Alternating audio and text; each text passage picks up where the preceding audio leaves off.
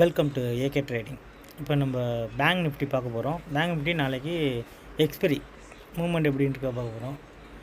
இப்போது அதுக்கு முன்னாடி லாஸ்ட் ட்ரேடிங் என்ன நினச்சின்னு பார்ப்போம். மார்க்கெட் ஓப்பன் ஆனது 46,421, ஹை வந்து 46,602, லோ வந்து 46,258, மார்க்கெட் க்ளோஸ் வச்சுருக்கிறது 46,384.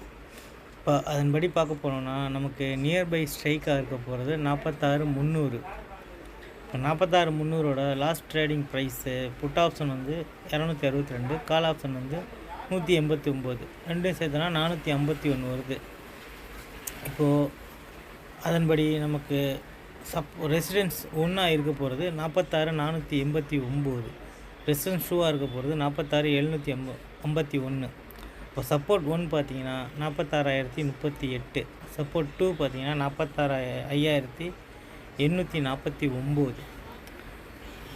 இப்போது இது ரெண்டுக்கும் நமக்கு மிட் பாயிண்ட்டாக இருக்க போகிறது 46,263. இப்போ 46,263க்கு மேலே மார்க்கெட் சஸ்டைன் ஆகிட்டு இருந்துச்சுன்னா என்ட்ரி டு கால் ஆப்ஷன்ஸ், அதுக்கு கீழே மார்க்கெட் சஸ்டைன் ஆனால் என்ட்ரி டு புட் ஆப்ஷன்ஸு. இப்போ நம்ம எப்படி கால் இன்றைக்கி வந்து ரேஞ்ச் கிடைக்கல, அவ்வளோதான். மார்க்கெட் வந்து வால்டேல்லே ஓட்டி லைஸாக இறக்கிட்டு வந்திருக்காங்க.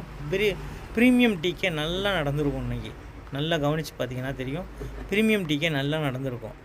இப்போது நமக்கு நாளைக்கு ஒரு 450 பாயிண்ட் ரேஞ்ச் இருக்கிற மாதிரி நமக்கு தோணுது. இப்போது நம்ம ஓப்பனுக்கு மேலே, ஓப்பனுக்கு கீழே, இதுதான் நம்ம முக்கியமாக மார்க்கெட்டில் பார்க்க வேண்டியிருக்கு.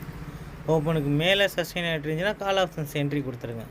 ஓப்பனுக்கு கீழே சஸ்டெயின் ஆனால் புட் ஆப்ஷன்ஸ் என்ட்ரி கொடுத்துருங்க. இது டிஸ்கிரிப்ஷனில் நம்மளோட டெலகிராம் லிங்க் இருக்குது. அந்த லிங்க்கை பயன்படுத்தி குரூப்பில் ஜாயின் பண்ணிக்கோங்க. ஃபர்தராக மார்க்கெட் லைவில் அப்டேட் ஆகும், அதை வச்சு ட்ரேட் எடுத்துக்கோங்க ஃப்ரெண்ட்ஸ். ஓகே ஃப்ரெண்ட்ஸ், அவ்வளோதான் இந்த வீடியோ பிடிச்சிருந்தால் லைக் பண்ணுங்கள், ஷேர் பண்ணுங்கள், கமெண்ட் பண்ணுங்கள். நன்றி, வணக்கம்.